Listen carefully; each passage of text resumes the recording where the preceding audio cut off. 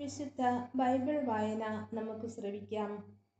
അവർ ശിഷ്യന്മാരുടെ അടുത്തെത്തിയപ്പോൾ വലിയ ഒരു ജനക്കൂട്ടം അവരുടെ ചുറ്റും കൂടിയിരിക്കുന്നതും നിയമജ്ഞർ അവനോട് തർക്കിച്ചുകൊണ്ടിരിക്കുന്നതും കണ്ടു.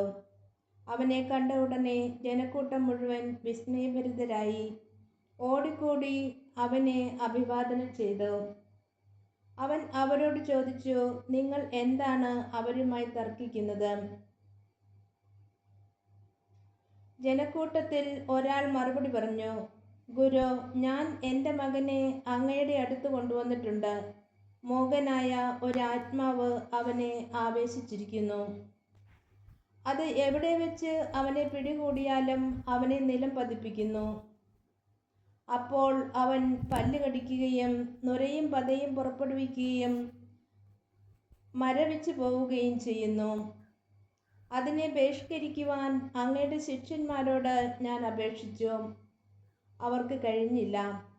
അവൻ അവരോട് പ്രതിവചിച്ചു, വിശ്വാസമില്ലാത്ത തലമുറയെ, എത്ര നാൾ ഞാൻ നിങ്ങളോട് കൂടെ ഉണ്ടായിരിക്കും? എത്ര നാൾ ഞാൻ നിങ്ങളോട് ക്ഷമിച്ചിരിക്കും? അവനെ എൻ്റെ അടുക്കൽ കൊണ്ടുവരൂ. അവർ അവനെ അവൻ്റെ അടുക്കൽ കൊണ്ടുവന്നു. അവനെ കണ്ട ഉടനെ ആത്മാവ് കുട്ടിയെ തള്ളിയിട്ടു. അവൻ നിലത്ത് വീണ് ഉരുളുകയും അവൻ്റെ വായിലൂടെ നുരയും പതയും പുറപ്പെടുകയും ചെയ്തു.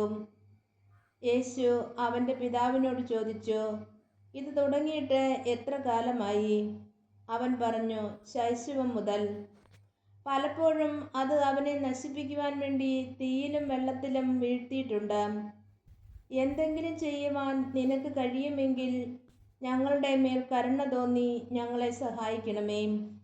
യേശു പറഞ്ഞു, കഴിയുമെങ്കിലെന്നോ? വിശ്വസിക്കുന്നവന് എല്ലാ കാര്യങ്ങളും സാധിക്കും. ഉടനെ കുട്ടിയുടെ പിതാവ് വിളിച്ചു പറഞ്ഞു, ഞാൻ വിശ്വസിക്കുന്നു. എൻ്റെ അവിശ്വാസം പരിഹരിച്ച് എന്നെ സഹായിക്കണമേ. ജനങ്ങൾ ഓടിക്കൂടുന്നത് കണ്ട് യേശു അശുദ്ധാത്മാവിനെ ശകാരിച്ചു. മൂകനും ബധിരനുമായ ആത്മാവെ, നിന്നോട് ഞാൻ ആജ്ഞാപിക്കുന്നു, അവനിൽ നിന്നും പുറത്തു പോവുക. ഇനി ഒരിക്കലും അവനിൽ പ്രവേശിക്കരുത്. അപ്പോൾ അവനെ ശക്തിയായി നിലത്ത് തള്ളിയിടുകയും ഉച്ചത്തിൽ നിലവിളിക്കുകയും ചെയ്തുകൊണ്ട് അത് പുറത്തുപോയി. ബാലൻ മരിച്ചവനെ പോലെയായി. അവൻ മരിച്ചുപോയി എന്ന് പലരും പറഞ്ഞു. യേശു അവനെ കൈക്ക് പിടിച്ചുയർത്തി. അവൻ എഴുന്നേറ്റിരുന്നു. യേശു വീട്ടിലെത്തിയപ്പോൾ ശിഷ്യന്മാർ സ്വകാര്യമായി ചോദിച്ചു, എന്തുകൊണ്ടാണ് അതിനെ ബഹിഷ്കരിക്കുവാൻ ഞങ്ങൾക്ക് കഴിയാതെ പോയത്? അവൻ പറഞ്ഞു, പ്രാർത്ഥന കൊണ്ടല്ലാതെ മറ്റൊന്നുകൊണ്ടും ഈ വർഗം പുറത്തു പോവുകയില്ല.